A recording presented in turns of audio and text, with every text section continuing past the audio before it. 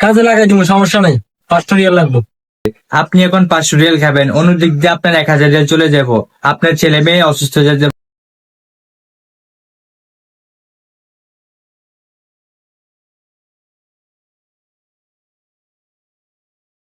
কিরে, মন খারাপ কেন? কিছুক্ষণ আগে না ডিউটি গেলি, আবার চলে আসলি, কি সমস্যা?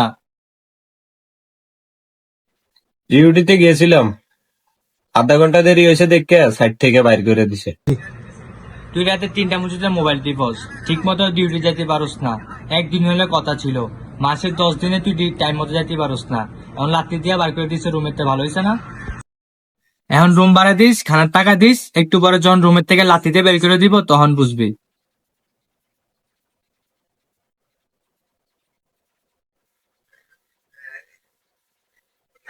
কি রে, ডিউটি গেলি না যে?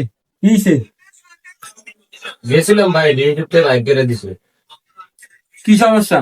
গেছিলাম ভাই, ডিউটিতে আধা ঘন্টা দেরি হয়েছে, এই কারণে বাইর করে দিছে ডিউটি। তাইলে কি করবে এখন? ভাই আপনি না কইছিলেন আপনার কোম্পানিতে লোক লাগবে, আমার ওই আপনি ঢুকে দেন না ভাই। কাজে লাগাই দিব, সমস্যা নাই। 5টা রিয়াল লাগবে।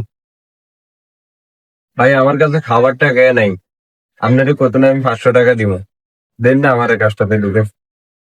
এই বেটা, টিএসআর এই দেশে কাজ আছে? ভাই এখন ঢুকে দেন না, আমি যখন বেতন পাবো তখন বেতনটা কাইটে রাখি যা।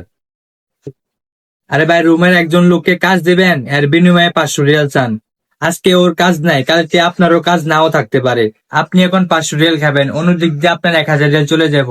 আপনার ছেলে মেয়ে অসুস্থ হয়ে যেতে পারে, আপনি অসুস্থ হয়ে যেতে পারেন। ঘুষ করে কোনোদিন শান্তি আসে না। আসলেই ভাই, এই বিষয়টা তো আমি আগে ভাবি নাই। আচ্ছা, সমস্যা নেই, ওর টাকা ছাড়া আমি কাজে ঢুকাই দিব। আচ্ছা ঠিক আছে ভাই, আপনার অনেক ধন্যবাদ।